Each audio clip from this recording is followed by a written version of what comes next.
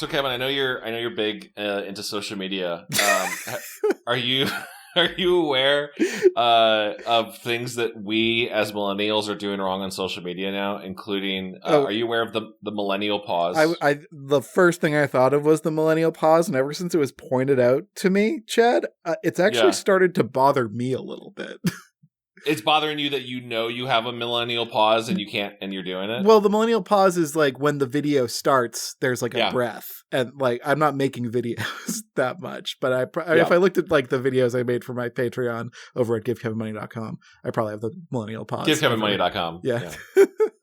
But when I hear it in videos, I hate that I notice it, and it just completely throws me off. Not to defend the millennial pause as a millennial, you need that pause before record because that's just professional for editing.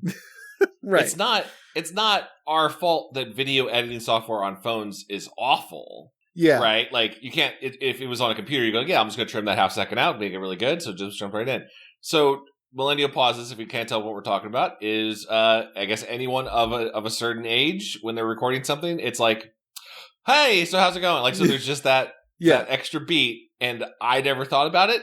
Zoomers hate it. They fucking hate it. That's fine. We don't have to, like, get along. Like, we don't... like, if we have different cultures, I think that's fine. I noticed it now, and it bothers me, but it doesn't make me, like... It doesn't put up a wall between me and the information, but I am, in fact, a millennial, and I understand that people have lungs and need to breathe. Yeah, I mean, what's the other option, Zoomers? You just start mid-talking so your syllables are cut off, or your TikTok captions are awful. You are misspelling words nonstop. English language falling apart. I'd rather have a pause. Take a pause. Check your spelling. Make sure it's good. Why do Zoomers feel like they got to rush all the time, man? Slow down. Why? Just because the world's on fire? Yeah. You got a limited amount of time to post your hot take on, Dune 2. I feel like Zoomers don't even give a shit about Dune 2. I feel like that's like an old man thing. Yeah, I feel like no one's like giving a shit about Dune 2. Like all the stuff I see from it is like, what do you want? It's more Timothée Chalamet in the desert with worms. I'm like, that's what Dune is. That's Dune.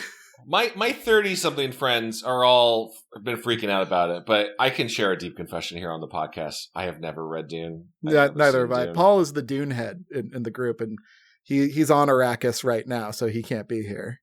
Yeah. He just kept saying the spice must flow. And he walked away without rhythm to not attract the worms. The other young social media thing I was shocked to find was, I guess, like, shooting at an upward angle is bad. I mean, I don't want to look up somebody's nose. I think that's fine. No, that's what they want. What? Like, so like, you know how so if you're gonna take like a selfie or record yourself, your natural inclination is to raise the camera above your head so it's shooting down on you. Yeah, because I'm 5'7" and that's how the world sees me. Apparently that's a millennial thing, and Zoomers are like, that's embarrassing that you should shoot at a low angle, upward chin, up the nose. What? Our youth is young. We don't have foldy skin, or we don't care about foldy skin. Upward angle shot. And I think that's really interesting. I think it shows how imprisoned we are by our phones, that we're going to war over these very like small details. Mm-hmm. I also didn't care. I mean, I didn't care. But the Gen Alpha, Gen Z has declared war, so we must go to war with them. I think it's the boomers just doing false flag operations against all of us. Yeah, probably. There's probably just some like 60-year-old man stirring the pot. Or maybe it's just fun to fight over nonsense stuff. I think yeah. Well, it's the one thing we can care about. We can matter. I think like been playing some Helldivers too. Yeah. And it's a great game. There's some good satire there. It does feel like there's at least some level of a couple 100,000 people going, I'm making a change in this digital map. I can kill some bugs and I can see a progress. I am winning the war for Super Earth because recycling doesn't matter in my neighborhood. I mean, if you're not separating paper and plastic, then your recycling's just going in the trash. That's fucking awful. It's awful to think about. Speaking of Timothée Chalamet, by the way. Yeah. We were talking about Timothée Charlatan. What? What's it? What? What's that? It's the awful joke. So we're talking about the Glasgow. Oh yeah, okay, yeah. Willy Wonka experience. Willie's chocolate experience, officially known as Willie's chocolate experience, but like the Glasgow Willy Wonka pop up Instagram child event generated by AI and this weird guy who's disappeared from the internet. Oh yeah, I've been waiting to hear like the company that threw this thing. I have heard nothing from them. Yeah, so they seem to just vanished. Yeah, it's this weird dude who like wrote a bunch of right-wing novels and stuff. Not novels. Oh, of course. He like generates shit with AI and tries to make a quick buck off of it, and he's just I don't know. I knew we would be talking about this once I saw The Unknown. We gotta talk about The Unknown. So he threw the event. Yeah. For all these Scottish kids, and all of the art was generated by AI. It turns out the script for the actors was generated by AI. Yeah. And it's now been shared by some of the actors who are in it. But there's great footage of kids walking through. Like, it makes DashCon. Remember DashCon? It makes DashCon look not that bad. What was DashCon? DashCon was like the Tumblr convention in like 2013, 2014. That wasn't thrown by Tumblr, but a bunch of Tumblr users were like, let's make a con for Tumblr. Yeah, this is so like Fire Festival or whatever. Like, it's kind of Oh, yeah, Kevin, if you weren't in DashCon at the time was such a fun trash fire because it was like same thing. They sold these big expensive tickets. And they hadn't rented the venue. Now it's just conversation about DashCon. But the big, and like there was all of this beautiful stuff of like, not to make fun of anyone who went to it, but like when the venue was running out of money, they were like, we need everyone to donate money right now, $40,000 or we're losing the hotel. And like the users at that convention all organized by holding their hands up tribute style from the Hunger Games. Like just a very embarrassing thing. But the shining moment of DashCon, which became a big meme, was like, oh, we'll give our users 5 extra minutes in the ball pit. Oh, yes. Okay, yeah. And didn't the ball pit like injure people?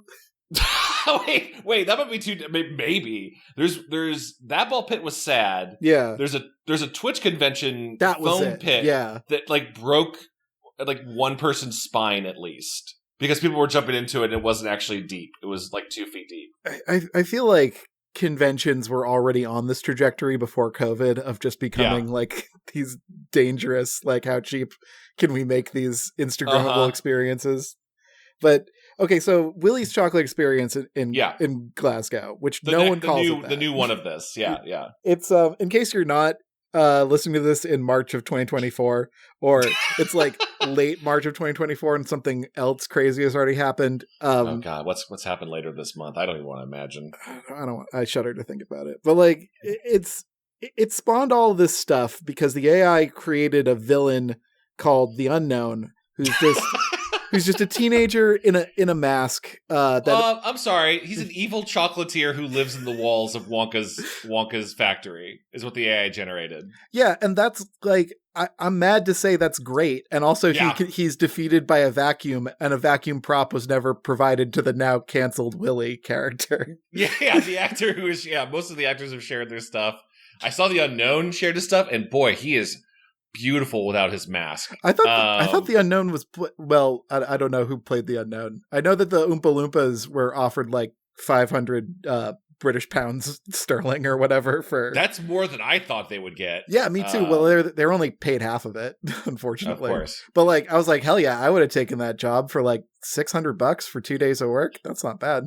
I've thought so much of the little footage that's been shared of it. Is people going through this, and it's just like an empty warehouse with like one prop candy mushroom, an AI banner that's 5 feet by 3 feet that doesn't fit on the wall, that is more Candyland than Willy Wonka, like, and at some point, the script generates a like Willy Wonka go, what is that? It's the Unknown, and then behind just a tiny mirror, a guy with like a Jabberwocky's mask and long Coheed and Cambria hair came out, and you can hear a child just genuinely go, nah, like it messed that kid up. That kid is messed up. Apparently, the Oompa Loompas were distributing a single jelly bean and a cup of lemonade or whatever. Country Time lemonade or something like that. Like, it's terrible. It's a terrible thing, and folks are traumatized. But like, what I'm obsessed with is that I arrived at like this internet moment long enough that people still thought it was bad and that it was dumb and a disappointment. But then something weird happened, Chad. Everyone decided that the unknown was actually a great idea, and and that Meth Lab Oompa Loompa was like kind of a mood. And now there's just fan art and people are like obsessed with it. And I'm like, please don't make this a successful outing for AI. I know. I took that lesson as like, here's a point that AI cannot. I think it's still a genuine terror that it'll take creative jobs at some point. Yeah, studios are going to try. I'm in the animation guild, and that is a huge problem right now. Yeah, but like, there's some level of, well, if you read the script that the Oompa Loompa put out, or the Oompa Loompa, they just called the AI the Oompa Loompa. That's not true. I just made that up. But like, it's not good. It's not coherent. Like, at least right now, it's not replacing script writing. But then it kind of did, right? Like, it's human creativity, human desire to jump on the algorithm to serve another series of numbers, kind of propelled like the unknown and Meth Lab Oompa Loompa into like desirable meme that zone, like into the public consciousness, or maybe not in the public, maybe like, I don't know. I don't know why. Internet consciousness. Yeah, no, I get it. I don't know why I see stuff anymore. Like, I don't know why. I don't know why the, like, just in general with your eyeballs or what? Well, like, I don't know why Twitter in general or my Twitter feed was just throwing nonstop like Willy's Chocolate Experience memes at me. I don't want it. I don't want to see it. And now I know too much about it. Yeah, I mean, it was just kind of like it was a hot disaster of the thing. I do agree with you. There's part of me that I've read Chocolate Factory and Glass Elevator, the second book. I was gonna say we should read the second book because it's a trip. Yeah, all I remember is like in the basement are just like eldritch spirits or something. There's just like, it's like there's this whole other level of like, I don't think you should have this, Wonka. This is bad. Yeah, and like Wonka gives Charlie's grandparents like anti-age serum, and he gives them too much, so they become babies, and then they go even farther back, and they go into like the anti-time realm or the negative zone or something like that. Sure, yeah. Just so like the level of the AI thing that saying there's an evil chocolatier in the walls of the mansion, like, yeah, that kind of tracks. Like, I could see that. And what I'm terrified of, I have not seen the Timothée Chalamet Wonka. Here it's charming. The next Wonka, that's less than 10 years away, because they'll just keep doing this. Yes, right? Because billionaires think they are Willy Wonka. Yeah, 100%. Will they in the next Wonka adaptation go like a little Easter egg of the unknown, or like, yeah, there'll be like a line referencing like, we once had a creature living in our walls, but I fluffed it out with foam. Oh yeah, it's a vacuum. I don't know why I know this, but a vacuum defeats the unknown. You can just vacuum. Yeah, then the actor didn't have the vacuum, so he was supposed to improvise the vacuum. I said like the $600 for being an Oompa Loompa for 2 days was a pretty good deal. Apparently, they had to learn like a 15-page AI written script by heart, so I don't think that's such a good deal. It's also still not paid enough. Like, what was they were charging families like £35, whichever much money that is. That seems like a lot to walk through a warehouse. That's like $50. That's a lot. It's a lot of money. That you could get like almost 2 pizzas for that. You could almost get a new Final Fantasy game for that much money. Yeah, and like I think what it brings to light is like how much AI is going to be used for scams, and is already being used for scams. Like, totally. I think maybe that's the long-term legacy of the unknown will be like, oh yeah, that was like one of those first big AI scams, and now it's all the time. Everything's AI scams. And this next movie, we got Gary Oldman. He's the unknown. Like, it's just like, okay. And you remember, like, I think when movies do try to reference like internet memes, you've never saw the third X-Men movie, but I might have. I have friends who like X-Men, and I go to see movies with them. What that would be like around like 2009 or something? Yeah, that's when where Kelsey Grammer plays Beast for the first time. I definitely saw that in theaters. Oh, I'm so sorry. I did too. But like, there's that one where like, oh, the Juggernaut's in it. That's pretty cool. And because it was a meme at the time, they had Vinnie Jones go, "I'm the Juggernaut, bitch." Yeah. And I was like, oh, that's weird. Like, that's weird. It's weird that this little internet meme made it into this movie about exterminating a minority or group. Also, that movie's not good, so whatever. Fucking put it in. Chad, I'm gonna be honest. I don't think I know a good X-Men from a bad X-Men. Like I don't think I know X-Men being awesome from it X2, being Kevin. weird. I'm going to show you X2. Sure. Nightcrawler tries to kill the president in the beginning of the movie. So is that good. the one with Angel? No, Angel's not. Well, there's Angel's in the third one, and they ruined Angel in that one. I think. And then Angel's in Age of Apocalypse, and also not good. It's really tough to be an X-Men fan. I'm flashing back to seeing this movie with my X-Men friends, and one of the X-Men, Pyro, went to my high school. So, what? Yeah. Oh man, were you like? Did you talk to him? Was he constantly flicking up at a lighter and just like yes, yeah, saying I can only control the flame, I can't conjure it, and then you were like, you have more power than you think, young Pyro. Is he around? Like, or is he just in the first one? He is only in 1 and 2 because he joins the Brotherhood. I think he's in. Yeah, I think he's in. He's in 3. I saw in the new Deadpool. Now it's just an advertisement for Marvel movies. In the new Deadpool movie that's doing the multiverse thing, because of course it is. Yeah. There's like one older guy in the movie. I'm like, that's Pyro. Like they're bringing Pyro back, which is kind of cool. Yeah, I on the on my hometown friends chat, they're like, Pyro's gonna be in the new one. Oh hell yeah! I saw one potential. Maybe this is a leak thing of like maybe implying that there's some level of a wacky racist plot in Deadpool 3, which is like maybe a dream movie for me. I mean, I just want to see the best Wolverine again, so I'll probably watch it. Oh yeah, well yeah. Oh god, Hugh Jackman. How many more opportunities will we have for Hugh Jackman Wolverine? They keep saying goodbye to him, and he's like, "Bring him, put on the clothes one more time." Even older man Logan. It's either this or Greatest Showman. What am I doing? Why? Porque no los dos. Sorry, I took Latin. What does that mean? It means let the good times roll, baby. Welcome to Goosebuds. Ooh, I like that. Welcome to Goosebuds. We are short one of our Goose buddies today. Paul is hunting for spice. Yep. Is what we've established, and we've decided that we support his spice hunt. Yeah, he's got one of those like sleep apnea masks. Looks like everyone's wearing in them, and he's walking around, and he's just rolling around in the sand. Yeah, those sleep apnea Bane masks or whatever. Getting thrown around by Batista, I guess. Is he in that one? I don't know. Sure. There's some Dune fans listening to this so mad. I'm so sorry.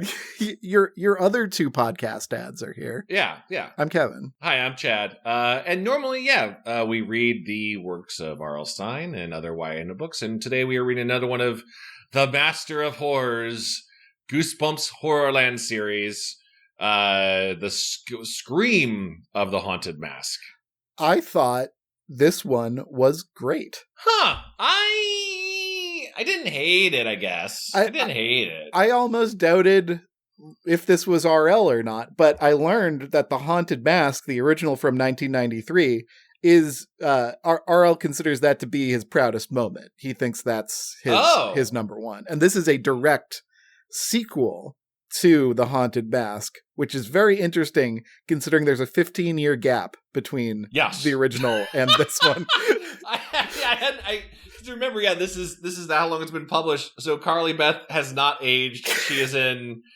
It's funny enough, I hadn't even considered. I guess is that story still taking place in the 90s versus mid 2000s? Yeah. Is there a time portal? What? It's established that it's been a year. Yes. That it's been less than a Halloween since the last Haunted Mask encounter. And they really expect you to be super familiar with that first book. I had to look up a synopsis as I was reading to check what happened in the Haunted Mask. Well, also, I maybe you know better if you just rechecked it. As we were reading through this book, I was like, this is really cool that this is. I like that when they're keeping these kids alive because they're so interchangeable. Why not at least keep using these kids? Yeah, right. Like, why not do the Scream thing of like at this point now these characters all know Ghostface and are smarter and you could build the tension faster. Yeah, but like I thought for sure, Haunted Mask 1 ended with the shopkeeper had made the mask. Mm-hmm. And then the masks all went flying off the shelves and like attacked him. I'm not sure about that, but I think at the end of Haunted Mask, Carly Beth's stupid little brother Noah puts the mask on, but that is not acknowledged very much in this book. Oh, okay. So I guess it must have made its way back for it. Because there was just this the mask shopkeeper is around in this one, and he's just kind of like catty and lame. Like he's not very. He just has no refunds. Essentially, that's the whole part. Well, yeah. So we can get into it. I think this one's fun, but I think actually for the reasons that have nothing to do with the mask. Yes. I think this is a non-haunted mask story that a mask was sort of just shoved onto, the way an ill-fitting mask often is. I think that this one has a premise within it that would have made a stronger title than just calling it Scream of the Haunted Mask. It's got something in there that I think is very marketable that there's a desire for. Are we saying the same thing? Ghost horses? Ghost horses. Yeah. Wild ghost horses. Stampede of the ghost horse or something, you know? Yeah, like this one is very horse girl. Yeah. In general, this kind of feels like a Fear Street Junior. Yeah. It's like very girl powery, not girl powery. Don't say that kind of. No, but she and her friend Sabrina, who I'm assuming is from the original book too, is like they're like running a daycare, I guess. Yeah, they work at a daycare center or something that's based out of an old farm. It's like Tumbledown. I wrote it down. What's it called? Tumbledown Town? Yeah, Tumbledown Town. Tumble on down. It's called Tumbledown. Yeah. Yeah, Tumbledown. Tumbledown Farm, maybe. Sure, why not? Actually, Tumbledown's a pretty good name just for a kid's day center. Yeah, it's cute. All right, where to start with this? Carly Beth is haunted by memories of the mask and putting on the mask and being unable to stop herself putting on the mask. And the mask feels like human flesh and is warm, and it goes bup bup bup. Is that like a little bubbling sound? Yeah, it goes bup bup bup. It says like the lips are jangling around. They just go bup bup bup bup bup. Oh god, that's gotta be at any latex mask. The worst part about it is that like interface it has with your lips and tongue and mouth. It's just So Carly Beth, we established early on, much like the Telltale Heart. Yep, has the haunted mask from last year stored in a lockbox in her basement, in her rumpus room, next to the pool table. Like, it's all of these old relics of ancient times. It is not clear why Carly Beth doesn't try to destroy it. And Sabrina's even like, you got to get rid of that thing. But Carly Beth says that she doesn't want another person like finding it. And I'm like, have you tried fire or like putting it in a catapult and shooting it into the sun? Like, yeah, at least like it's not even doing the slappy doll thing of you destroy it and it comes back around. It's just she just keeps it in the lockbox and refuses. She's like, I'll get around to it. You know, one of these days I'll clean up the basement. I'll put it away. Which, you know, relatable. Like I put off stuff too. This is like Frodo with the ring for so long. He was like, I know I got to put it in Mount Doom, but just like, I got stuff to do. Yeah, I'll get around to it. All right, we'll put it where no one can find it. Gandalf's like, "Whoo, buddy." Gandalf come. What if the entire version of the Fellowship was like Gandalf coming in like Marie Curie, Marie Kondo, and just like gotta get rid of all these rings. Gotta rid of all these rings, all these old papers and books. What is this? Like a story Bilbo wrote? Get rid of it. Throw it in the fire. Does it spark joy? It's quite cool, but does it spark joy? So we just have this mask lingering around. And I guess Carly Beth is terrified that someday she'll be tempted to put the mask back on. We also have this really long bus ride sequence between Carly Beth and Sabrina where they basically kind of recap a lot of what their life is, and like what happened in the haunted mask, kind of. We know there are two pranksters, Chuck and Steve, who like to scare Carly Beth because she's a bit of a baby. She gets a scaredy cat, if you will. They use a real life science snake as a fear, which is like that's crossing the line. You don't use animals like that. Well, this is not the worst thing to happen to animals. No, true. Chuck and Steve are like, I guess they're there for some, chapter-ending cliffhangers. Yeah. They don't really have an impact on the story at all. I think they were in the first one. Again, I only read the synopsis to the first one, and they were around for that. They had a bigger part. There's also mention of Gary Stedman, aka the Stedman, who apparently Carly Beth has a minor crush on, but not even he really shows up. No, there's never a thing of like, I finally got a date with Stedman, but the mask is stuck on. Oh, how inconvenient. And Kevin, you not only are you right that Chuck and Steve were in the first one, I want to ask, we should check, because you were not yet with us as a counselor when we were at Haunted Mask. I don't think I was even with you as an editor. It was a really early Goosebuds. Oh, yeah, because it was one of the first Goosebump books ever. Yeah. So, like, what is what's your history with this book? You never read The Haunted Mask? I did not read The Haunted Mask. I did read the Wikipedia synopsis of The Haunted Mask, or the Goosebumps wiki synopsis of The Haunted Mask. I watched the Haunted Mask episode of the Goosebumps reboot on Disney Plus. Did not finish that series. That's... But I kind of get it. It's a mask. It's haunted. It attaches itself to your skin. It makes you evil. It pumps evil into your veins. Yeah, it's much like the Jim Carrey mask. Yeah. It has a dark presence to it. Apparently, RL got the idea for it on Halloween when his son couldn't get a mask off of his face, and he was like, "That would be a good idea for a scary story." I find it actually kind of a scary. I get claustrophobic. I find this actually kind of a scary idea to have it trapped around you and feel suffocating. I think I kind of mashed it up in my head with the horrors of the Black Ring, which is also kind of a cursed item makes you not yourself sort of story. Oh, yes. I had to. There's been so many Goosebump books. I had to recall which one that was. That was I think that was an early one for me. That was back in the Goosebumps 2000s, I think. You're right. No, that was another possessed item. And listen, this is a trope in horror, right? Demonically filled thing. I don't think we ever know where the origin of the mask is. I think I'm confusing the original TV show in my mind too, where there was like, these are all dead sad people that he harvested the mask from. I think I'm just inventing that. I'm trying to find like an origin point for them. All of the masks are like dead kids or something like that, and like the happy mask salesman has a bunch of them or whatever. Yeah, like you would join them, or maybe we're just improving the original story by adding that detail. Who can say? There are definitely some slow portions of this, but I do like that the supernatural aspect after the last book, after Monster Blood for Breakfast. I like I like that we're getting some supernatural stuff up front, kind of like we get in Randy Johnson's books or whatever. Jonathan Rand? Yeah, Randy Johnson. Randy Johnson, I think, is a baseball player. Yeah, well, he could be a lot of things.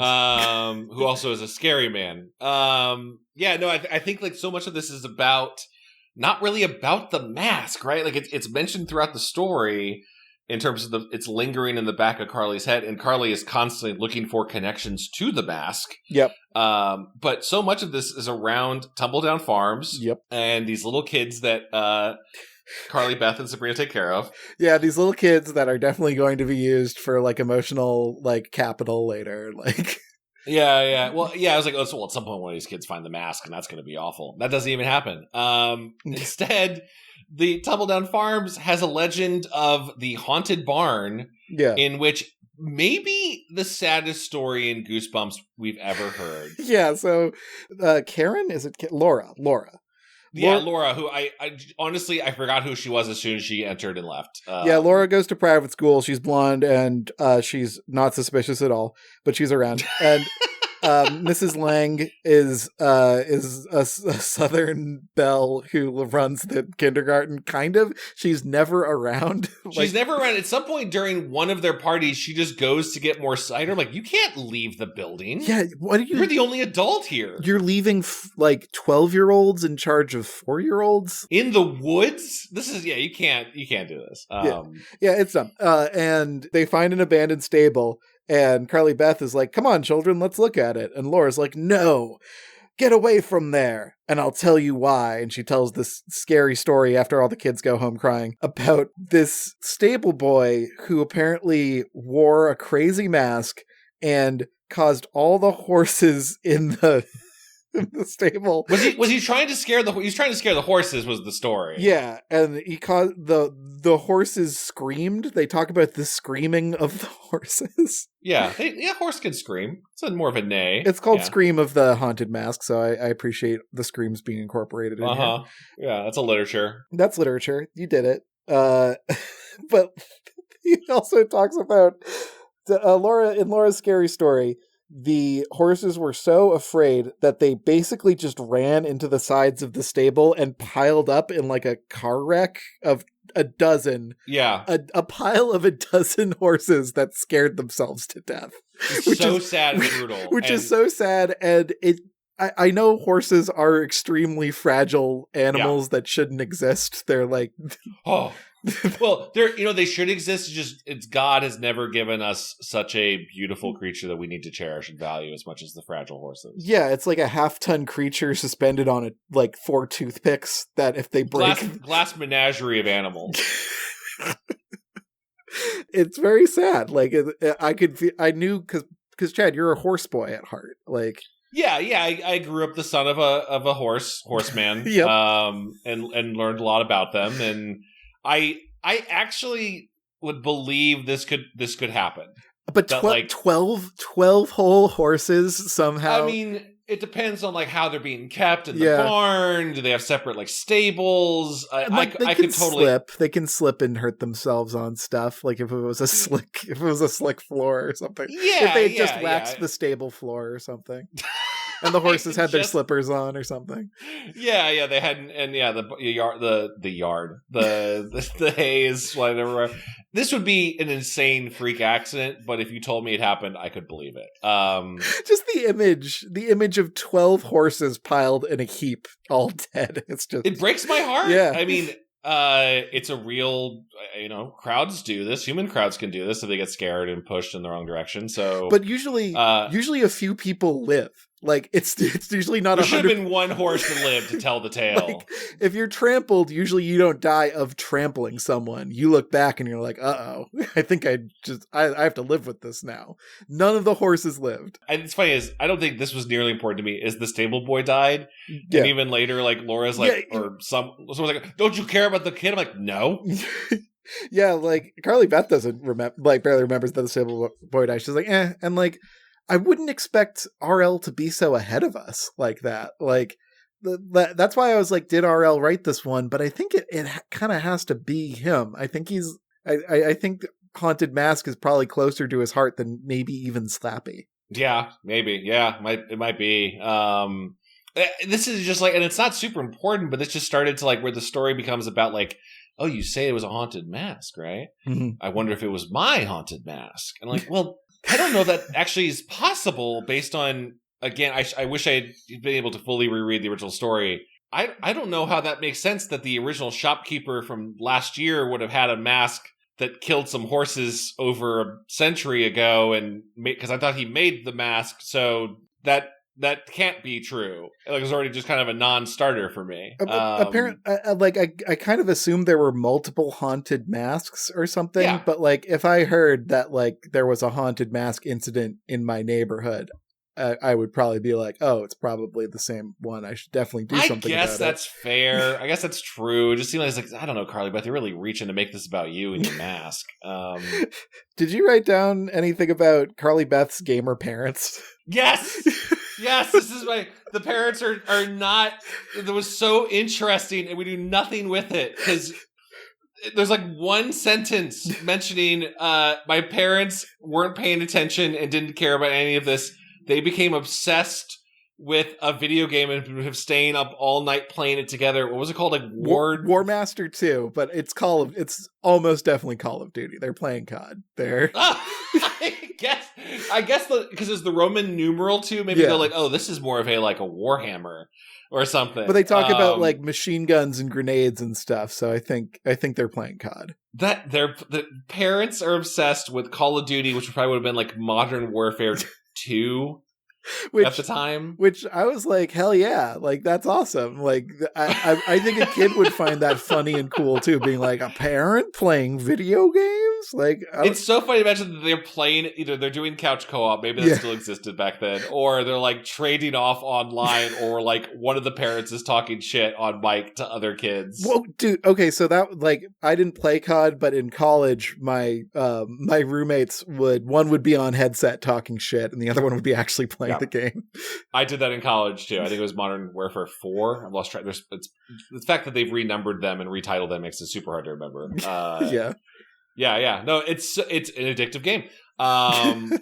They figured out that if you just have XP going up on your character level after you kill someone, you go, I feel good. Yes, number goes up. Bar fill out. Yeah. Endorphins hit. So the parents addicted to Call of Duty. Yeah. Is I would say just as interesting, if not more interesting, of a horror story. Yeah, I think, than what we read. This gets so far away from the Haunted Mask. The Haunted Mask only kind of shows up as like a celebrity at the end, and that might almost be more fun.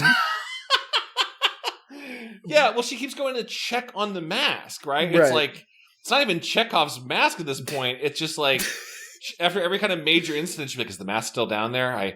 I'm worried about putting it on, but I'm going to go check on it. So he's like, you should go with a second person. You should always go with a second person, like a safety, to check your mask. And the mask is like alive, going like, almost Halloween. And there's like a 15-year brick joke where she opens up the box and there's a duck costume in there from the last book. And it's like, I feel kind of bad, but also I'm reading this in a serialized, like Horrorland is serialized. Like you have to read them in order, but also I have to go out of order to go back to 1993 and read another Goosebumps book because this is also a continuation of that. Like, I'm gonna have to draw a goddamn chart. So yeah, it feels like, the mask is just kind of in the background. Carly is looking for connections. She thinks maybe this old stable boy used the mask. But and even though the mask has said almost Halloween, which is clearly its strike date, she doesn't seem worried about, like, I don't know, securing it that night, or I don't know, getting rid of it by that night. Is strike date like a true crime word? Like, yeah, I don't know. It's like the attack. In my mind, the down in its little locker, the haunted mask is like making little notches on the inside of its case, going like almost Halloween, and that's when I strike. I wish it kind of like waddled around or did something or like smoked a cigarette. I swore it flew in the first one, so it's got the ability to transport itself if it wants to. Yeah, it doesn't do much. So at this point, like, RL's hit a bit of a wall where he's established stuff, but he can't figure out how to move things forward. So he pulls on the classic, we have to do a school report on local legends. In order to get the plot spinning up again. So Sabrina and Carly Beth go to the farm on the bus because everything happens on the bus. Dude, the fact that this bus takes you to the farm, like, what a transit system. Yeah, I know. Like, I want to live in this town, but they've got farms, they've got childcare, they've got video game playing adults and gainfully employed children. Like, this is maybe one of the best cities in Goosebumps to ever live in. Yeah. Carly Beth and Sabrina go to do their report on local legends on the ghost horses in the barn. Carly Beth, sweetheart that she is, brings a bag of carrots for the ghost horses. And I thought this was going to be a gag, but we'll come back to the carrots. It's just, they take some selfies on an old haunted stool. And they're like, do you think the stable boy ever sat on this stool? Like, I don't know, maybe. Probably hundreds of other people, Carly Beth. It's a stool. It's just a stool. But there's no significance to the story here. But that did bring back memories of, like, ghost hunting in haunted mansions or abandoned mansions or whatever with my hood rat friends back in high school. Oh, I would love to have done that with you, Kevin. This was reminding me of a lot of ghost hunting TV shows of just kind of looking for any possible signs of ghosts when there aren't any. Yeah. And never at any point is there ever a connection to, like, try to either research the farm, to look up who the boy was. Nope. The owner of Tumbledown Farms is vague. Like, it doesn't, I guess, really matter, but, like, you think there'd be, like, one old farm hand that's like, you stay away from the barn. Instead, it's just... Yeah, Laura's just like, stay away from the barn because... And we're like, okay. Horses died. Yeah, horses died. And we're like, okay, well, I mean, you don't go to our school, so... Private school, fine, whatever. So after they do their photo shoot in the barn, Sabrina betrays Carly Beth, which is fucked up. She's like, those two dudes who like bully you. Oh my God, you're right. They hear a horse whinny, and Sabrina's like, haha, got you, bitch, you idiot. You trusted me, you stupid idiot. And Carly Beth isn't even mad at Sabrina, which I think is insane. It's also... it's insane. It's also like a non-starter scare because, this is so much what these books do, right? The prank scare. Yeah. But then Steve and Chuck aren't even there. So they forgot that they were supposed to traumatize Carly Beth that day. So they're just like getting their asses kicked by her parents on War Master 2. So yeah. Oh my God. Whoever Carly Beth's parents 808 is double prestige. It's just a weird thing to even have other than to keep these two boys alive in the story. Yeah, but they're gone after this. Like, they don't really show up again. And when they turn back, they see a boy on the roof of the stable. Who's obviously the stable boy ghost. Kind of scary, but like doesn't really work because we meet a stable boy character named Clark, who Carly Beth is like, this kid's obviously a ghost. And he's just like, howdy, y'all. I'm Clark. I like to skateboard. I'm here being a normal child. Is Clark a stable boy? I thought Clark was one of the kids going to Tumble Down that they were taking care of. No, Clark is their age because Carly Rae Beth keeps talking about how cute Clark is for some reason. Oh, I guess for some reason I just read that as like, what an adorable little tot. I'm going to keep him safe in the kindergarten. No, he's a normal sized boy. And he's canonically got the howdy y'all drawl. And also, let's not forget that as they leave the barn, they realize the carrots are gone. Yeah. The ghost horses have eaten the carrots. Which is like, oh, sweet. Good. Yeah. Good. Yeah. I was like, that's cool. Those carrots won't come up again. Oh my God. So I think we're just jumping to Carly and Sabrina are asked to like work a double shift overtime on Halloween, and they're like, hell yeah. Yeah, 1.5 times pay. That's gonna be like $8 an hour. That sounds great. Yeah, and they're dressed up as clowns. You have to remember, for this entire event, they are both dressed up as clowns. Completely forgot they're clowns. It's so thrown away. Like this, RL has bars in this book. Like he has like some good lines. I think he does. Like maybe I'm just grateful to be out of the last Horrorland Monster book. Blood, yeah. Monster Blood was just so horrible. And like, Sabrina's not great to hang out with. She's not like an amazing friend. And Carly Beth isn't that great either. But I don't know. There's some vibes in this. There's like, Halloween, like apple picking, like vibes in it. There's good. There's something kids good. No, I hear it. And kids, and the fact that these little kids of Tumble Down Farms might be in danger. Yeah. There's like multiple threats midway through the point of the story as we approach Halloween night. There's ghost horses out there who might just trample you. Yeah. There's a haunted mask. There's a tenuous friendship with Sabrina, who's way too cool for Carly Beth. Ghost Boy just on rooftops like the alien from Signs. Yep. And at this point, I think the mask, Carly Rae goes back for another check of the haunted mask, and it is gone. You see the duck costume you mentioned, Kevin. Yep. So now the mask is in play, and totally not related, but around the time they're investigating the farm, Carly finds a small, recently dug grave. Yeah, and she's like, I wonder what that's about. And I was like, I also wonder what that's about, but it's probably just, he's probably just setting the mood. Like, yeah, there is some setup and payoff in this book, which is why I'm kind of fighting for it. Like, I feel like RL might have liked writing this one. Yeah, maybe I might reach into it. Maybe at this point he'd been dropping his kid off at a daycare, so he was imagining that. Yeah. So this is Halloween. Yep. The kids, very cool of these parents to do this, seem to have already fed all of their kids candy and dropped them off here to go to some like swingers party. Genius play. And and the kids are making paper masks, which is like, that's kind of evoking the book. Yeah.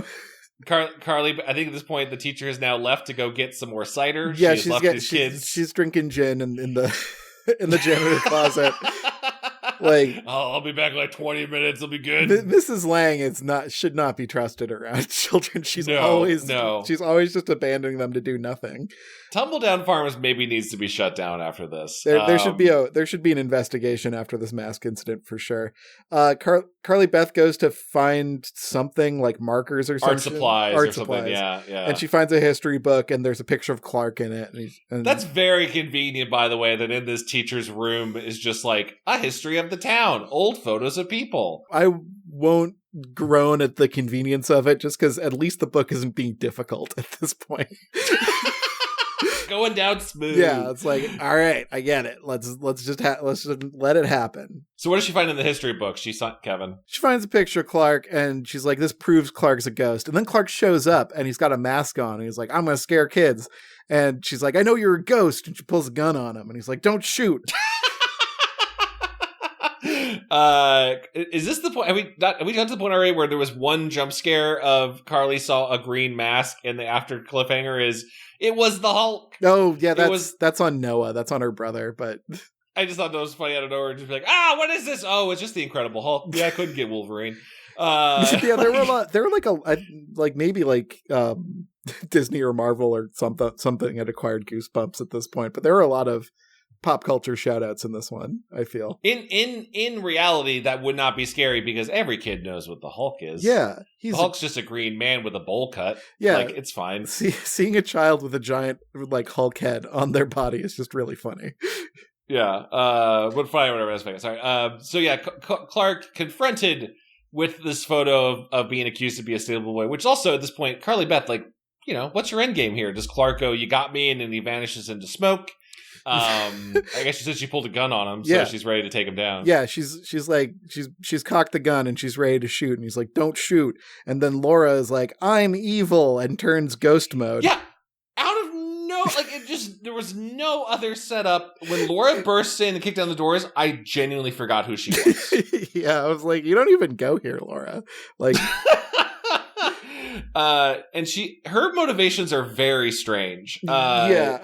Apparently she was she was responsible for the horse death, and because she died in the horse event, she became a ghost and an evil ghost. And she had worn the haunted mask years ago. I'm still confused about that timeline, but whatever. I guess the shopkeeper from the original found it and then resold it. I guess the vintage store, because the haunted mask makes you evil and it pumps you full of evil horse scaring hormones or whatever. Yeah. And she wanted to scare the stable boy. Yeah.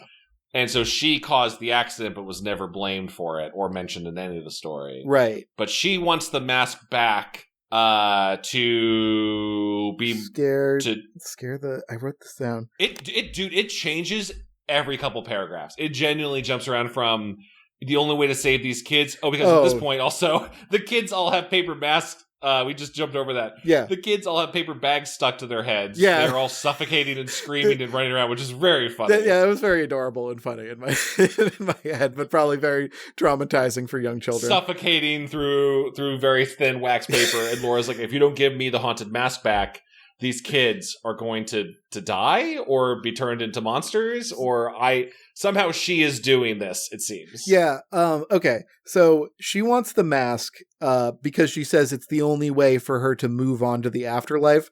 But Carly Rae thinks that we're just calling her Carly right now. It's the only way I'll remember it, because for some reason Carly Beth is not firing in my brain. That's fine. Carly Beth doesn't want to give her the mask because she suspects that she's just going to become an even more evil or more powerful ghost if she gets the mask. Yeah, but what it doesn't give you Hulk powers, know what I mean? It gives you apparently super scream powers. I think it just I think it might give you some measure of strength. I don't know. If this was the mask and this was Stanley Ipkiss and it was the evil mobster wants the mask to hurt Cameron Diaz, I get it, because it gives you cartoon logic powers. It is very strong. You should not let that evil Damien mobster guy get it. This one, I don't know what the mask would do for her, and it seems like she should give the mask.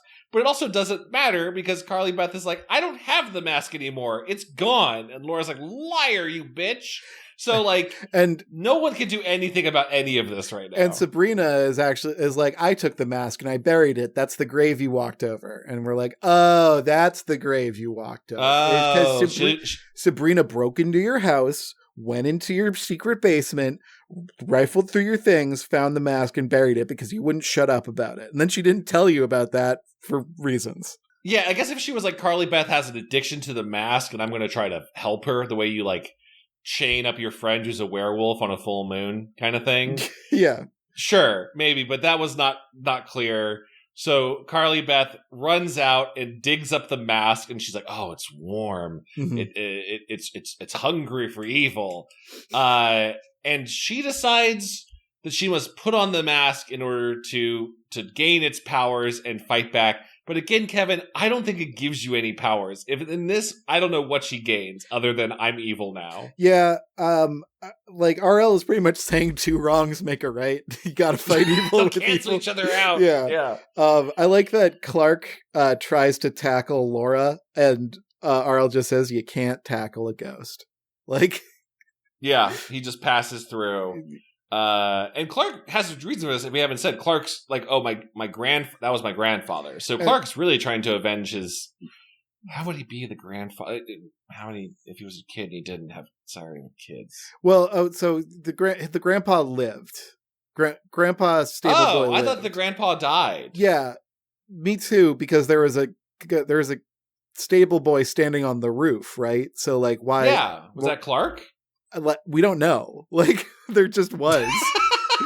Was it Laura? Was it like...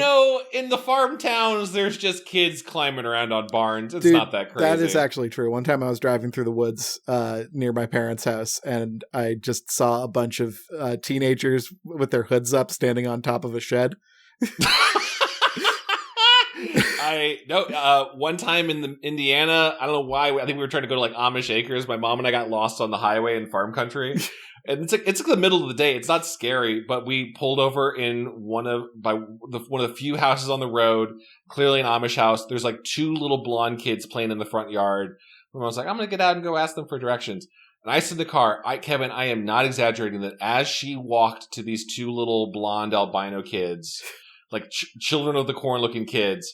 I watched as, unbeknownst to my mom, at least 10 other identical children appeared on the roof and the tree and the little barn and just like dropped down behind her as she was walking. I like swarming her like compy dinosaurs. Oh my god! I was in the car going like, "Mom, watch out!" Like I was like really scared of these just little farm kids. Little farm kids, they just swarm you. Yeah. I mean, I love my mom, but I might have driven away.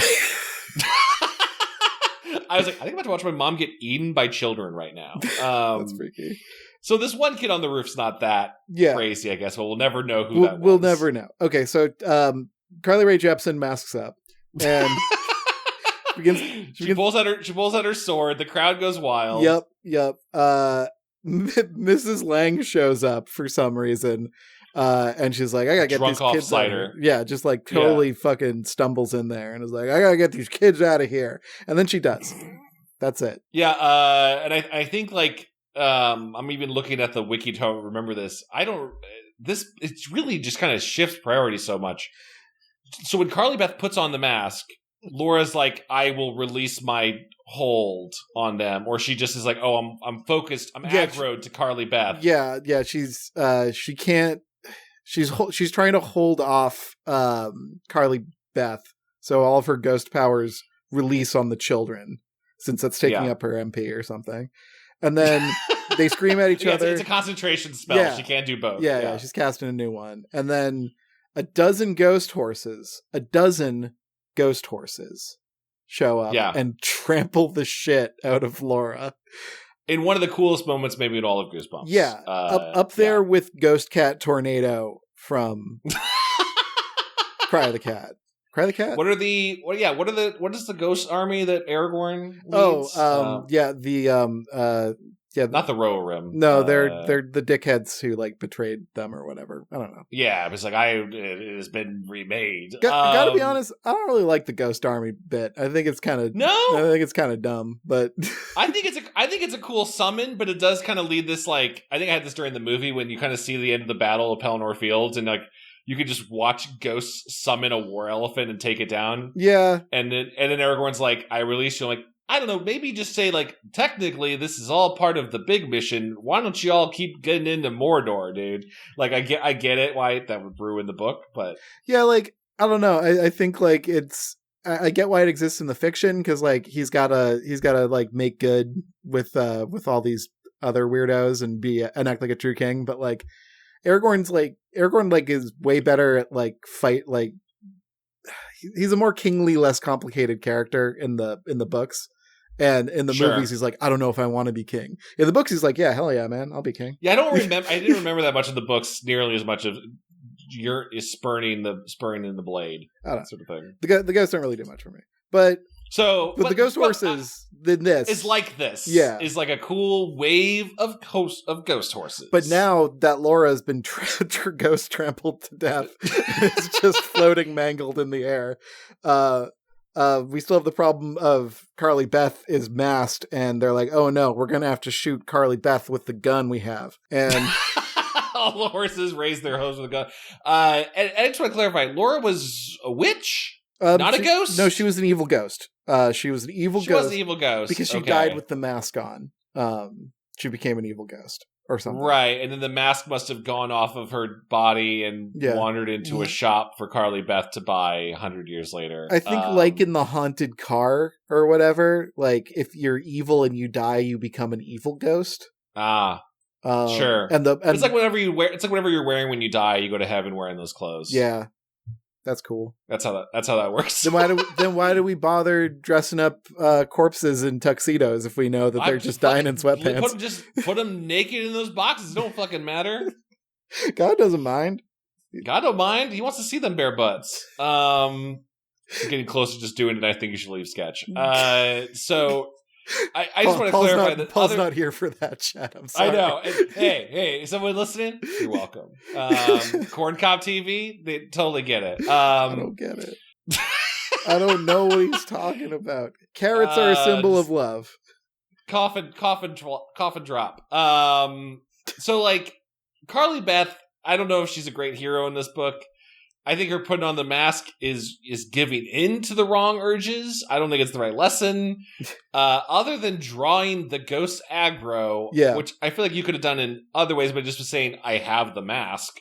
Her turning evil does nothing. No. It just makes things worse. No. But she's able, she's not really in control of her own destiny, which is like a problem we have with a lot of Goose. It's the problem we have with a lot of Goosebumps characters is that things just kind of happen and not for any specific reason. Because the book needs to wrap up soon. Yeah, but like a character trait of her being kind to horses ends up winning out because the only thing that can remove the mask is a symbol of love. Yes. Oh, it's been established earlier on. Yeah, was and only maybe only one time it could be done. Yeah. Will it work this time? Well, maybe that was a human love last time. Maybe you need love and the power of 12 dead horses. Yeah. Stampede of love. And I loved visualizing this. The ghost horses surround Carly Beth, who's probably just going like, I'm gonna blow stuff up and cheat on my taxes. And the ghost horses just nuzzle her with their ghost noses and muzzles, and like it just makes the mask fall away. Yep, the mask because she gave them carrots, and they loved eating real carrots even though they were ghosts. Yep, and the mask falls off and it goes, "See you next week." I know. Burn the mask. Yeah. Do something with the mask.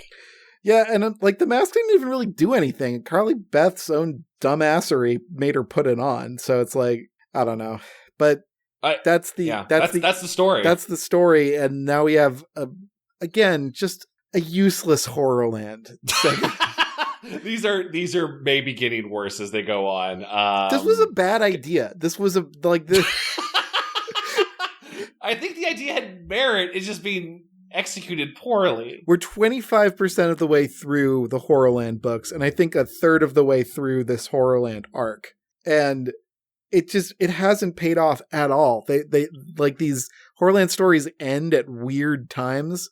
Like no, yeah, they hit a certain page limit and it just stops. He's repeating jokes now. Like how many times are we going to see like the quicksand beaches? It's like, is that giving you frame of reference of where they are on the map, Kevin? Absolutely or is that not. If he wanted that, he would have drawn a fucking map. I would have geeked out over a map of Horrorland in this. Like in the video game, they do that. You're like, oh, that's where the vampire barn is. Oh, that's cool. That's where there's a mummy pyramid. I don't know what that has to do with theme parks, but there's a mummy pyramid over there. Cool. This segment also makes Carly Beth a worse person because okay, so we have Mondo the Magical, who doesn't matter. Well, like, and also, and we are jumping back into story. By the way, Kevin, I don't know if you noticed, this is the first time the Horrorland series had a recap, because I think they were realizing they're like, we need this because this is impossible to follow what the hell is going on. And they also were probably like, oh, people might be coming from the recent reprint of The Haunted Mask. They did a reprint in 2008 of The Haunted Mask. That, oh, sure. I guess like coincided with this or whatever. So yeah, that's very insightful.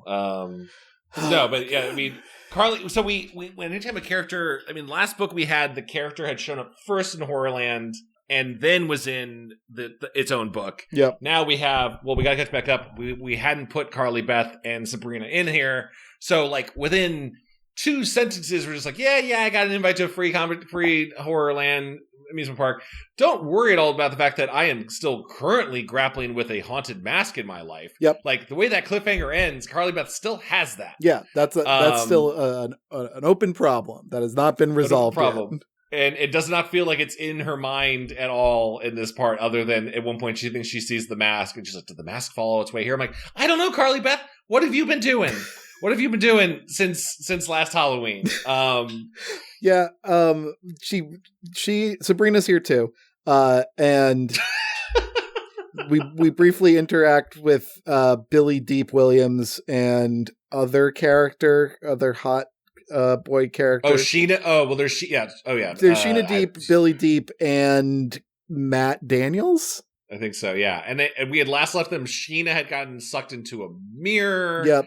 In sort of a let's turn invisible reference. Yep. And also had seen a vision in the mirror of Molly Malloy and Brittany Crosby on a flaming carousel, which sounds dope. Yeah, I mean, that sounds cool. Yeah, like I like ghost dimensions. I like it when RL like dips into the ghost dimension stuff. Like that's cool. You know, the mirror world. Like that's fine. But instead, we're just having them go, and we're at Horrorland. We decided to go see Mondo's magic show. There's never like a choice of where they wanted to go. Not like, what are they expecting to get out of this place? And Mondo's magic show is just a normal bad magic show. Yeah, it's gross. His main trick seems to just be vomiting up balls. Yeah, and it's like, yeah, I get it. It's a magic show, but I don't know. All of this, like, is Horrorland real? Is it not real? Is it kayfabe? Is it not? Like, but we know it's like, if we've read the original Horrorland, we know it's real. Yeah, but they keep doing this dumb shit. Like here's Mondo the magician, who's just a normal magician. It's like, we've seen cursed magicians. We've seen. Like, does Mondo know what he's doing, or is Mondo just taking a gig and then he's quickly getting in his car in the parking lot, which then blows up before he gets home? So Mondo accidentally summons Sheena Deep, and Billy is like, "Yay, my sister's back!" And Carly Beth is like, "I do not want anything to do with this. Get me out of here." Yeah, like, Mondo doesn't even bring her back from a mirror. He's just like does a replacement trick with his assistant, and Sheena just comes out of the cabinet. Like, cool. I went in through a mirror. I came back through a closet. Whatever. Don't worry about it. I don't really remember what I was there. It was like another world. Yeah, and I don't know if like RL is doing like a Beauvoirian passionate man kind of thing here, where like Carly Beth has freedom and refuses to free other people because she's obsessed with her own shit. I don't know if RL is on his ethics of ambiguity shit here, but like it's touched on too lightly for my tastes. You know? Yeah.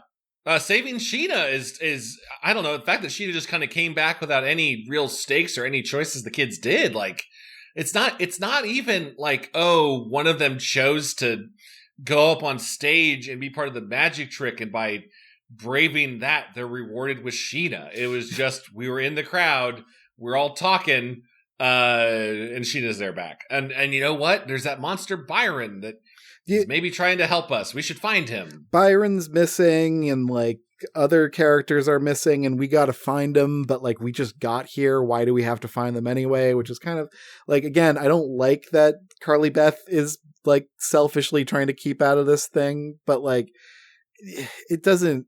If she was more like, yeah, okay, bet, let's go with it. Like, I think we could move a little faster. But we're really not in this Horrorland for too long. We're just moving like pieces around a board, really. And we end really abruptly in the werewolf village after we hear Marcus and Bubba, two other dumb, stupid horrors, just talk to each other vaguely about the events that are transpiring. We're gonna do it to them. It's like what they're saying. You're like, what does that mean? Is they're eating black ice cream? Just yeah. I love a good grunt. I do love a good dumb grunt. But like, yeah, these are dumb horrors. But I like a goon too. Like, let no one say that I am opposed to gooning. I love a good goon. I love a bunch of goons. I love when they're all gathered together. A goon gather? Like a cave. Yeah. Yeah. Yeah, but like they go into Werewolf Village or Werewolf Woods, and they get attacked by wolves, and then it just kind of ends. Well, wait, can we talk about it does just kind of end. The only thing that raised my eyebrows in the entire section was one, going to Werewolf Woods, which from the DreamWorks CD game, Werewolf Village is like horrifying. Because it's live motion guys in werewolf suits, and they're very scary, and it really freaked out young Chad. So I was like, oh, they're Werewolf Village. I can't believe it. But it did nothing to me. No. Well, so the part of the book, without knowing that part of the game, was just instead of what do they just see shirtless men in cages? Yes, yeah. And like, whoa, this is getting a little kinky here.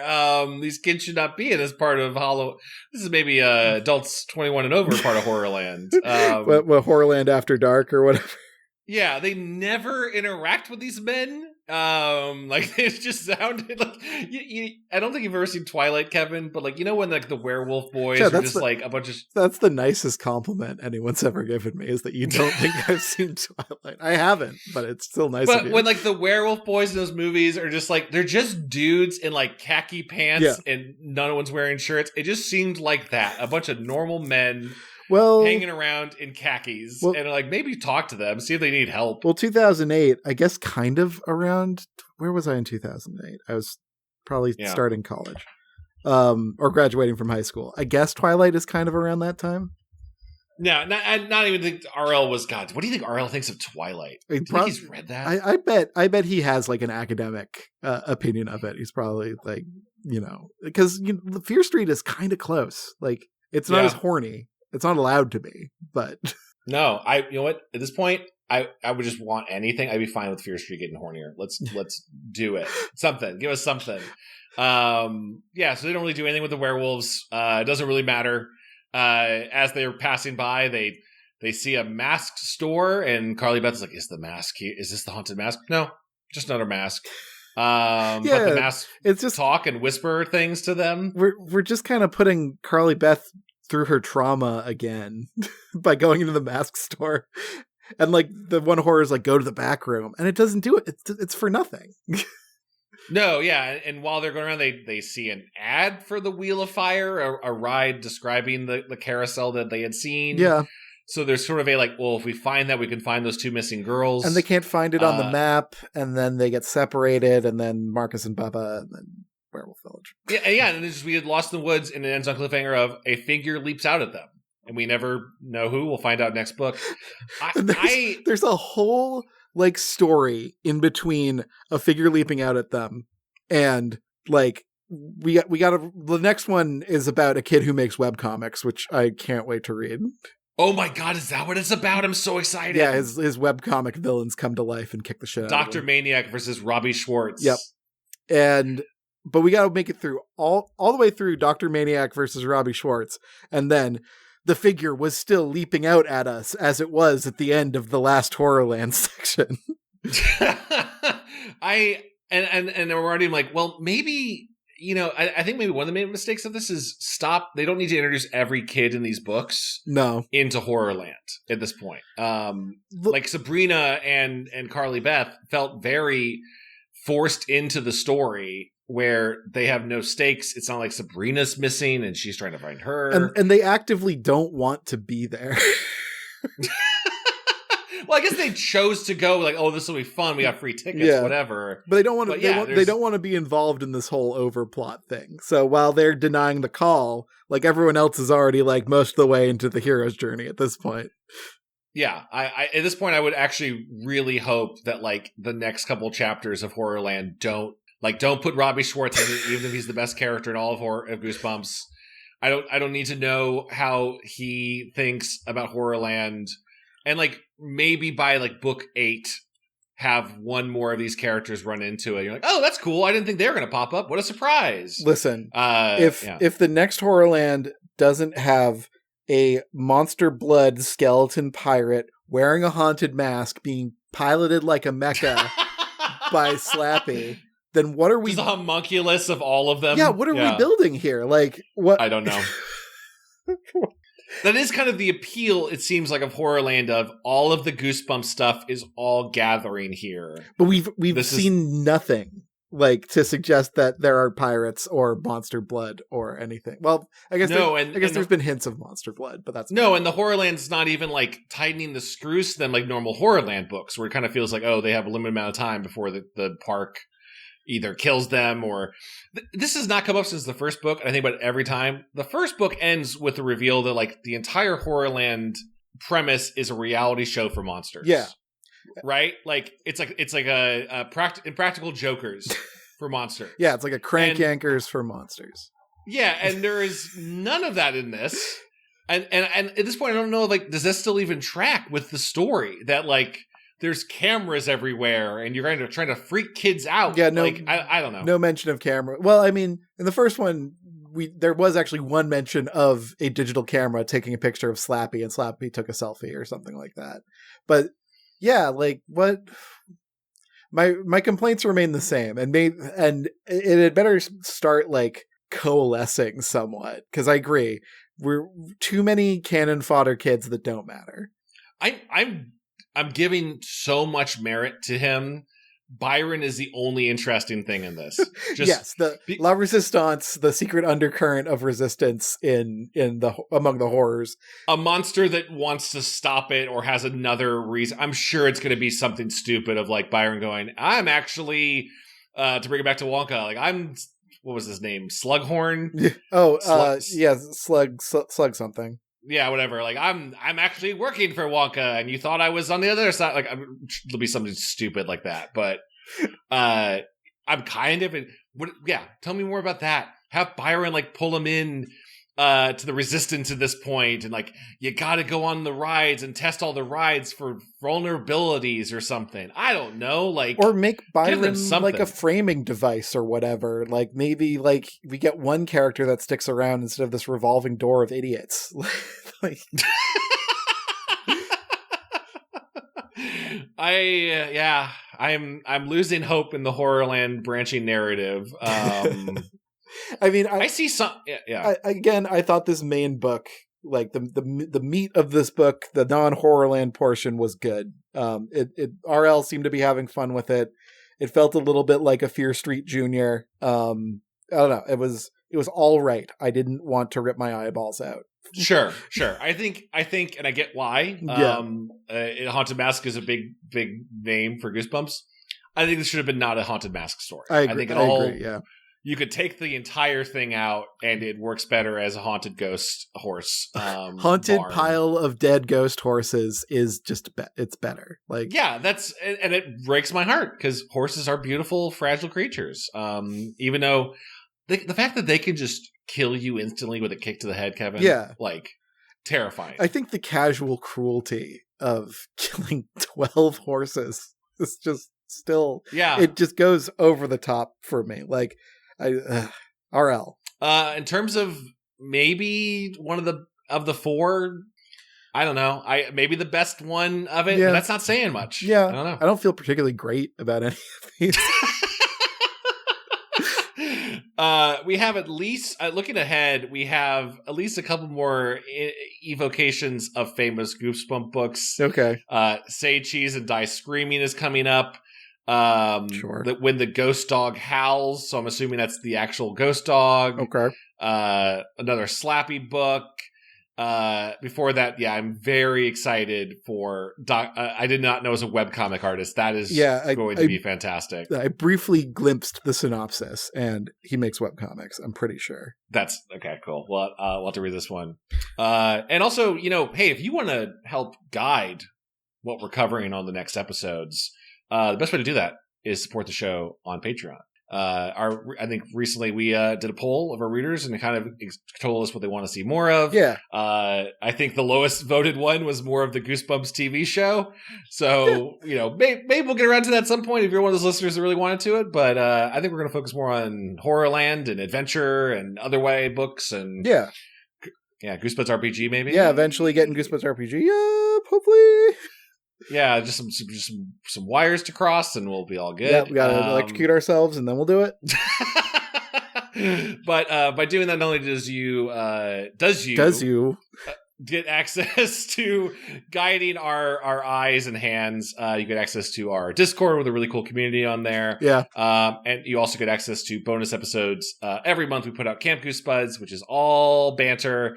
Fun time around the digital campfire. There are dozens upon dozens of Camp Goosebuds episodes at this point you can listen to, all on patreon.com/Goosebuds. Yeah, I gotta shout out our Discord too, because it's actually a really nice group of people. I'm not so much on social media anymore, just because I don't know how in this new age, but just seeing folks on Discord, sharing funny stuff, and one of our patrons is sending me pictures of cool motorcycles that they found abroad, and I'm like, that's great. I love this. So. Yeah, there's a Carnival TV book club starting, which is one of my favorite old shows that no one watched. So pretty cool. Yeah, pretty proud of the Discord, right? Yeah, Discord's great. Thank you everyone for being super cool on the Discord. Thank you so much. And beyond supporting the show on Patreon, like we said, social media is dying. But if you can tell one friend verbally about the podcast, spread the word, share an episode with them, or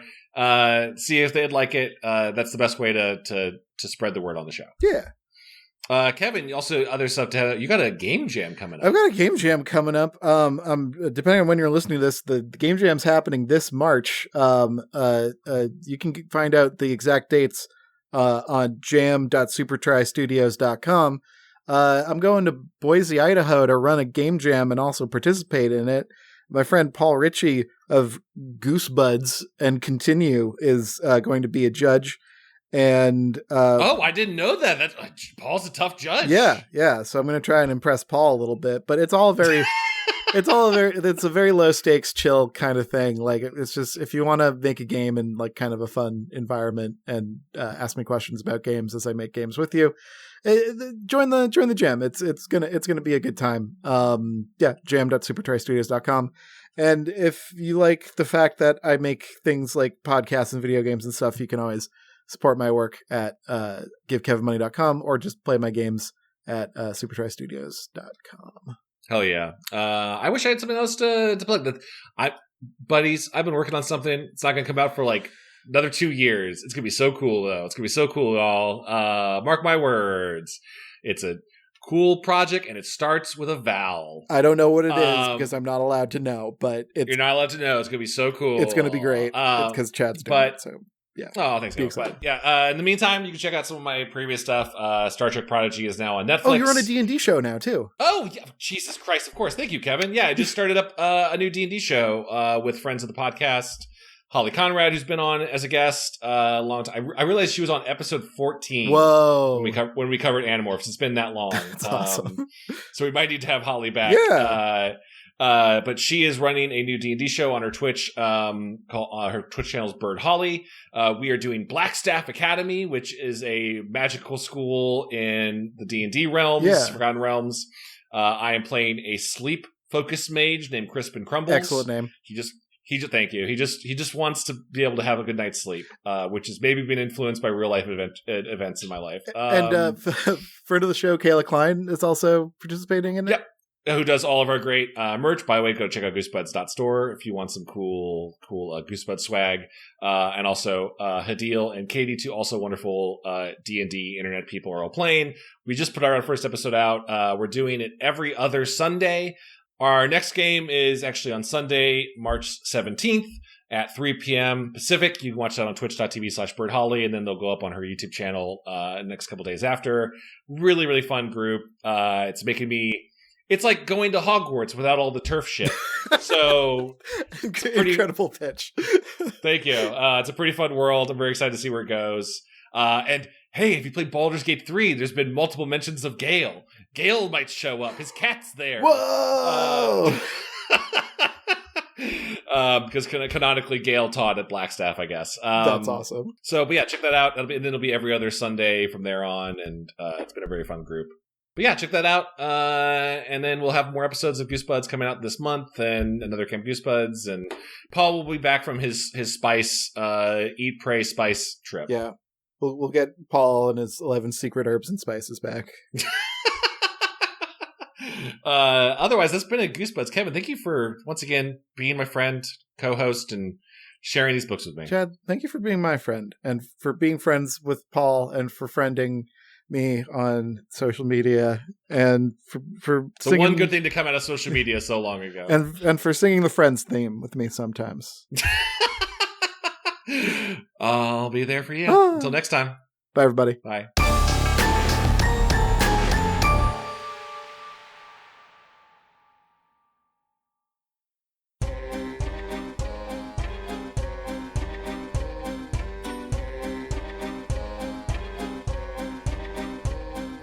This episode of Goosebuds is brought to you by our wonderful Patreon supporters, especially those in the very special level of the Book of Names. Book of Names. Starting with Stefan Jive Turkey Kuwabara, Lowbelly Hate Me, Hollis Hornbeak, Nathan Dolezal, Mike Lanteri, Mickey C, Michael McDowell, Hey Josh Robb, Cameron Murphy Audio, Buddy Morrill, Mel Dipson, Elcade, Afsheen, Dango Twiss, Zenticles, Stealth Bates, Robert Moon, Brian Wells, Jason Crooker, Miguel Pardo, John Keaty, Clay Castle, Calf, The Juggalobalist. Right Age Sucks and is committing fraud. You heard it here first. I keep meaning to look that up. I don't know what that means or if it's true. I'll try and look that up. Allegedly committing fraud in the Book of Names. We're just reading the names. This isn't legally binding, but they probably are. Gregory D. Warren, Cody Redfield, Bradford Coulter. Aiden is taking karaoke suggestions. Kiss from a Rose. Best one ever do. Damn, seconded. Jar Jar Slinks. Chosen One. Levi Than. Up and Champ. Jonas Engman. The John D. and Catherine T. MacArthur Foundation. Thank you.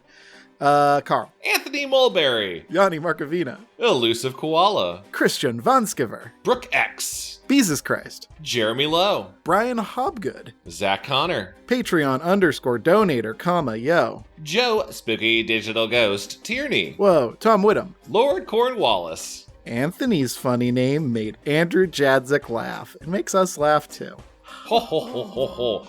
Murphy P. Carson Burkenbean. Devin Ticklebean hidden in the trees outside Ice Church with an egg sock, I presume to defend it. Wha-bam! Sean Minogue. Rushy Glenn. Wiggle it. Luke LaFountain. Matt McClellan. Chip Handsome. Tanya Turtle. Alicia Grafe. Juan Jalapeno. Timothy Misudilakis. Reinfected. Keith Halcrow. Clay McCarty. Ham_boat. The Crow Fens, but seasonal. Raymond Hernandez. Matthew Sutton. John Barber. Jeff Coffey. Jeff Coffey. Jeff Coffey. I need some Jeff Coffey. Sarah Kemp. Kelsey Kinnaman. Jonas Blotterman. Russell Casper. Xavier Jimenez Castillo. Scotty Pippen. Chris Putrekas. Flemily. Tobias Clark. Dungeon Kappa. Zach Weir. Limp Duck. Ice descendant hamster in the ice part of the ice. That's a good part of the ice to be in. Freeze him or unfreeze him or do something. Alex Moon, the robotic dog. Meet Virginia. Paul Grasso. Joe, a regular name, Scott. Well, Estamena, Lord of Paul's Pants. Luke Noodles. Zambambino. Hugh Bolin. Chris, Sleepy Time Ghost Stick. Nelson. It's getting more crass as time goes on. Streak. Kieran McNamara. Diet Soda. Lamb. Jackie L. Coleman Laguza. A pair of Scots. Nathan Remick. Levi Kidder. Getting frisky in the lobster biscuit. White cream. David Gray. Need more kimchi. Matthew Britato. Bryce Diuri. I finally escaped from Paul's vet because the bit was getting old. Bye-bye. Paul finally escaped from our vent. Lee Wood. Oh, no. We gotta contain him. Jonas Enevoldsen. Reed Steubendiek. Ma, the meatloaf. Joey Evans. Boney. Some of Chad's bird friends chirp happily at Canadian Ghoul. That's some good millet. Caw. Joe Gorman. Carewise Gamgee. Burger's Wonderful World. Nicholas Maloney. Cameron Hansen. Andre Villanueva. A wild swaggy yellow squire appears. Tiffany Lee. Eric Horowitz. Thomas Jancis. The Deadly Bulb. Mutant Astronaut. Lucretia McEvil. Generally depressing. Henry Torbert. Ben Bahan. Bonerguard Epsilon Hamilton, aka Hambone, host of Radio Bonaire. Tacky Tammy. Adam Knapp. The entity under the ice is actually Meemel. Oh. Oh my god, we gotta keep it down there. Excellent. All those Midwestern states. Logan Derby. Goes really deep under the ice. Chick. Yeah, the size of it. Brad Schmelzer. Germ Juice. Calamity Carl. Callum Mr. Misfire West. Skellatorin. Nick Johnson. Mandy Nasty. Yoplin. Philip Reynolds. Ryan Carroll. Nate Bitg. Jeremy Bowser. Mr. Unimportant thought it was Goblin Grater with a T this whole time. Oh, those poor goblins getting minced up. A little extra flavor to your chicken parm. I need some goblin skin Ooh, in my bit. cooked dungeon. Yeah. I'd try it. Scott Wable. Ryan R. Davis. Megan McCormick Mason. Rocco. Omegle Bagel. Hey, You Josh. zealot. Hey, Josh. Ninja Bradman. Hello to Kiss Frenchwood. Ev Dog. Aaron Lord. Dr. Chuck. Llama Lad. Robot Arena. Greg Musto. SSJ Trogdor. Sprinkle Buns. Hi, first time, long time. Allie Rose. Mike Spaghetti Jones. Ollie Sutz. Mike Cart. Kate the Great. Gulliver. Cassandra Harris. Red Baron. Delta 8 made Steve Buscemi into a chili making god. I don't know if I understand what that means. I don't either. I just say these. I just read them out loud. It's in the book of names. This next name is my favorite. Kira and Brian are big fans. Also, you know what's big? Big Nick Lane. Love the big corner we have. Soggy Yeah, newspapers. Little big bump in the book of names. John W. Dakota Kemp. Chris Kulik. Blake Cavan. Dan Antonio. Farah Saturn Video. Kiwi O'Flurv. Serial Killer X. Quest humbly asks whoever reads this for a goblin to grade. Did we do the weird Final Fantasy 14 goblins that have like the mask and the goggles yet? Let's try those guys. I don't think so. Yeah, grade those. Yeah. I don't know why I said that so dismissive. Grade those. Yeah, grade Quest. that. Yeah. Put that in your paper and grade it. Jesse. Cole Gleason. Chris Curto. Michael Malloy. Jesse Boggs. Kyle O'Neill. Kit Bush. Sirison. Yover the Moon. Goon like a henchman. Cahoots. Dennis Wright. Cameron Gonzeveld. I just realized why Goon needed to specify what kind of a goon he was. I'm sorry, Goon. You did it first before it was a thing. Rat IRL. Wonderskin. We love chaste gooning around here. Yeah. Well, yeah. Yeah. Tan your hide. Matt Scepter. Greg Gervasi, a.k.a. Vita Zen. Brony _Danza. Anthony Stoker. Wonderskin again. I love this double Wonderskin, but also you should never put on two Wonderskins at the same time. No. It rubs each other out. Yeah, that's what it does. Paul got tall and skeeted on all tonight at 11. Jesus. Paul's already pretty tall. Paul's already pretty tall. God. Imagine the height that he can skeet. Yeah, I shudder to think. Max De La Fontanelle. Doglips _Kajoyan. B. Anthony Rodriguez. Time eats flesh. Whoa. Yes, it does. Damn, dude. Wasn't ready for a truth bomb in the middle of the book. It's too early in the day to think about it. S. Just a alpaca acquaintance. AKA Cyberbully. It's a cyber dwarf right there. Jeff, big baby, and his wife, not a big baby. You're back to being a big baby, Jeff. Good for you. Wow, Blue Gunge. Taraku, the thing that goes doink in the anime. Doink. Tron Legacy 3D starring Paul Ritchey as Gorn. I would watch the fuck out of that. God. I feel like if Paul were in this physical realm, he'd appreciate all the Paul shoutouts this week. Just picturing him just spinning around with like frisbees in his hand. Just He's been Tron. Blarbin, team pour over with light roast all day. Do love a light roast. Gotta get back into that life. Starship 9. Spencer Y. Logan Kilgus. Boss Ferratu. Greb Comics has become a slug. Whoa! Stay away from all the salt. Shadowheart Gun D Tyrannosaurus. What a name. Problem Child 2 on DVD. The better problem child. Whoa. Chris's Casa contains Cinco canines. Oh, bark, bark, bark. I hope that's true. I hope you have that for your life. Canadian Ghoul gives scritches and millet to some of Chad's bird friends. Millet. R.I.P. Peyton Whaley, his parachute didn't open while flying over the Indiana droid. Let's have a moment of silence for him. That is a really good reference. Peyton would live. He'd just land 3-point landing Hulk style. Yeah, 3-point landing hero stance, and then go, did you know that this place used to be a fairground? Kumquat Behavior Podcast. Elodie. Clint Deerking. Agents Miskatonic. Smellodies. Nail 7.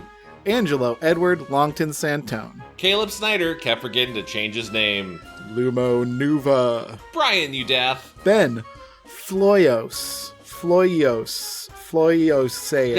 Yeah, Ben, how do you say that? Can you message us? We'd like to know. Help us, Ben. Herpy Derpy drowns in dumb as shit sauce. Yay. Brian Storrow. Bob Cabbage. Oh no, my Bob Cabbages. The Shrekero-nomicon. Pope Jafar of the Cult of the Eternal Flame offers the continuous candle to Paul's Ice Church efforts. Number one gnome. Jolly Old Jules. C.L. Reagan. Justin. Ryan Coyle. Jaybird. Taylor Garofalo. MC Wright. Tig-Ass Biddies 007. Smoke weed every day. Smoke weed every day. Nintendo 60 Jorts. Keep making good music. Matt Noah. Old Black Man. Crazy Ass Nipples. Quinn. Jorge Rea Navarro. Jacob Leach. Daniel Lavelle. And welcome to the Book of Names, Mimel the Delph. So the dad elf? Tell us what that means. JK. Yeah, tell us what it means. And welcome to the Book of Names, Jim Corey.